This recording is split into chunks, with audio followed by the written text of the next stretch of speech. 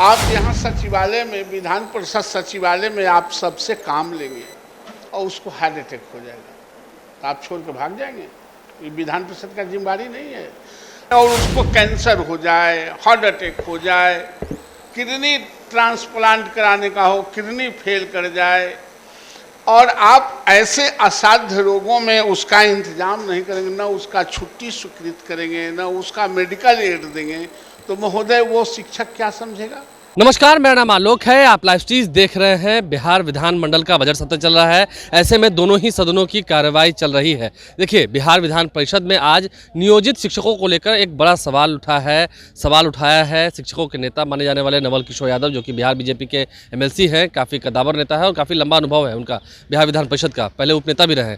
नवल किशोर यादव ने उठाया है कि नियोजित शिक्षक जो आते हैं, जो कार्यरत हैं, अगर उन्हें बीमारी हो जाती है, किसी तरह की कोई घटना घट जाती है, तो क्या हम उन्हें लाभ नहीं देंगे? सिर्फ वो लाभ देंगे, वो अपना काम करेंगे और सरकार को फ़ायदा पहुंचाएंगे? क्या सरकार का जिम्मेदारी नहीं है, सरकार की जिम्मेदारी नहीं है उनके बारे में सोचने की?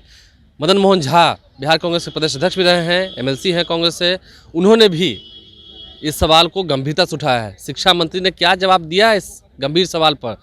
तमाम जितने शिक्षक हैं, जो नियोजित शिक्षक हैं, उन्हें सुनना चाहिए। ज़रा सुनिए। प्रश्न है, जो इस प्रश्न का जो जवाब आया महोदय, मैं इससे संतुष्ट नहीं हूँ। मैंने प्रश्न किया है कि क्या यह सही है कि असाध्य रोग से पीड़ित शिक्षकों को शिक्षा विभाग द्वारा चिकित्सीय राशि देने का प्रावधान है।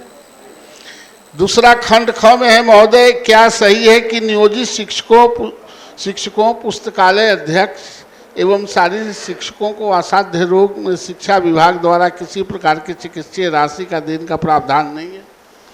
मैं महोदय अंतिम खंड में कहा कि इसका उत्तर स्वीकारात्मक है, तो सरकार असाध्य रोग से पीड़ित नियोजित शिक्षकों को नियमित शिक्षकों की भांति चिकित्सीय राशि प्रदान करना चाहती है। यदि तो हाँ, तो क्यों? महोदय, ये शिक्षक इनके हैं जो आप यहाँ सचिवालय में, विधान परिषद सचिवालय में आप सबसे काम लेंगे और उसको हार्ट अटैक हो जाएगा तो आप छोड़ के भाग जाएंगे। ये विधान परिषद का जिम्मेदारी नहीं है। आप उससे सारे काम कराएंगे और उसको कैंसर हो जाए, हार्ट अटैक हो जाए, किडनी ट्रांसप्लांट कराने का हो, किडनी फेल कर जाए और आप ऐसे असाध्य रोगों में उसका इंतजाम नहीं करेंगे, न उसका छुट्टी स्वीकृत करेंगे, न उसका मेडिकल एड देंगे, तो महोदय वो शिक्षक क्या समझेगा। इसलिए मैं माननीय मंत्री से मैं जानना चाहता हूं कि क्या कठिनाई है। आप जब पुराने शिक्षकों, इस राज्य में कौन ऐसे कर्मचारी हैं महोदय जिनको असाध्य रोग में नहीं मिलता हो? सरकार ने भी 5 लाख तक तो नरेंद्र मोदी जी ने दिया है, राज्य सरकार भी 4 लाख रुपया देती है।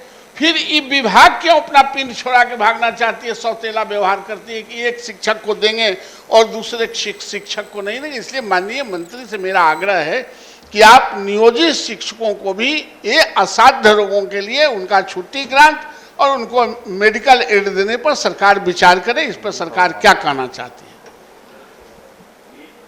जो महोदय अभी नियमावली है उसके अधीन यह प्रस्ताव विचाराधीन नहीं है, नियमानुकूल नहीं है और अब माननीय सदस्य का जो अनुरोध है, आग्रह है, उस पर सरकार विचार करेगी। महोदय, माननीय मंत्री का जो जवाब है वो पूर्ण जवाब नहीं है, बीच ही में छोड़ दिया गया है। और जिस तरह से नियोजित काम करते हैं या शारीरिक शिक्षक या पुस्तकालय अध्यक्ष, सबों का काम बराबर है। सभी नियमित रूप से जितने घंटा नियमित टीचर करते हैं उतना घंटा ये भी करते हैं। और बीमारी तो किसी को कह के नहीं आता है, वो न जात पात देखता है न धनिक गरीब देखता है। तब एक ही शिक्षक एक ही तरह के काम करने वालों को कहते हैं नियम नहीं है। तो नियम बनाने के लिए नहीं यहाँ हैं। आप खुद जानते हैं नियमित शिक्षक जो है, नियोजित शिक्षक या एफिलिएटेड कॉलेज के शिक्षक, उन लोग का क्या हाल होता है।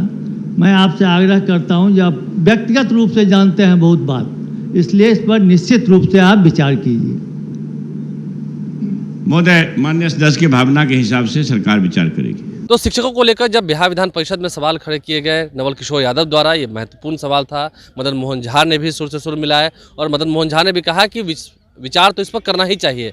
क्योंकि काम दोनों का ही बराबर होता है, चाहे वो नियोजित शिक्षक हो या फिर जो परमानेंट होते हैं, जो पहले से स्थायी शिक्षक हैं, उन दोनों का काम लगभग एक होता है। यहाँ तक कि नियोजित शिक्षकों का काम कभी कभार बढ़ा भी दिया जाता है। तो ऐसे में उन्हें कैंसर हो जाएगा, उनकी तबीयत ज़्यादा खराब हो जाएगी, वो गिर जाएंगे। बीमारी कोई बता के तो नहीं आती है, बीमारी जात पूछ के तो नहीं आती है। तो क्या सरकार उनके बारे में नहीं सोचेगी, उनका हित नहीं करेगी?